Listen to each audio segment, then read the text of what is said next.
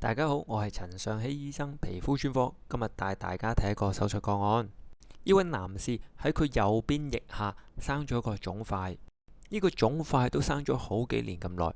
佢睇過醫生，醫生話俾佢聽係粉瘤。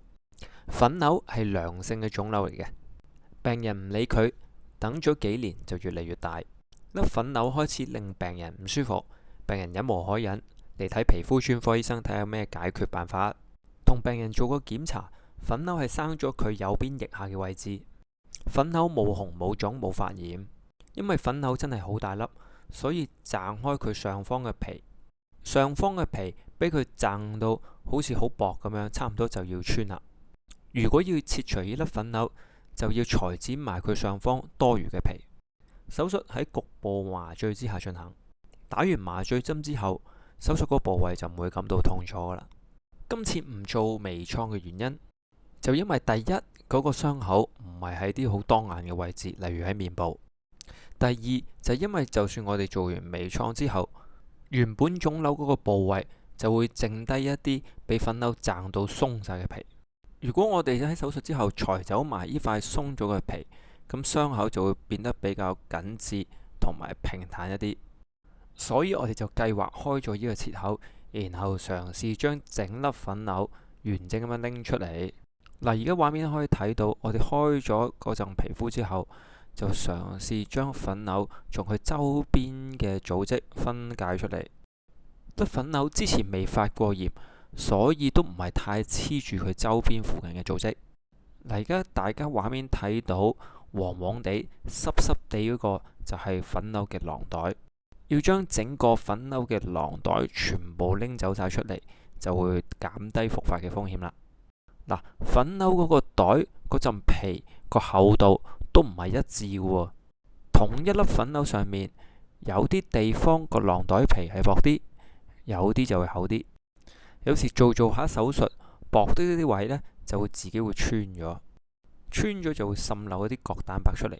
粉瘤入面嘅物質都有唔同形態。大部分都係呈半固體嘅，好似牙膏咁樣。有啲就好似今次嘅例子咁樣，半固體中間都有啲液體。有啲人誤以為呢啲液體係膿嚟嘅，但其實佢同膿嘅性質係唔同嘅。今次呢個例子，粉瘤入面嘅角蛋白就未氧化，所以呈黃黃白白咁樣。有時有啲粉瘤入面嘅物質變咗灰灰黑黑，嗰啲就係氧化咗嘅角蛋白啦。嗱，而家畫面睇到切除粉瘤已經踏入最後階段，我哋成功將粉瘤周邊嘅連接組織清除。咁大個粉瘤真係唔可以想象，如果佢喺身體入面穿咗，會可以造成幾犀利嘅發炎反應。所以如果有粉瘤，都唔好等到佢咁大個先嚟做手術啦。最後一個步驟就係我哋要檢查乾淨有冇粉瘤嘅殘留。今次傷口個結構都比較簡單，一眼就睇晒。確認咗清乾淨粉瘤之後，我哋就可以縫針。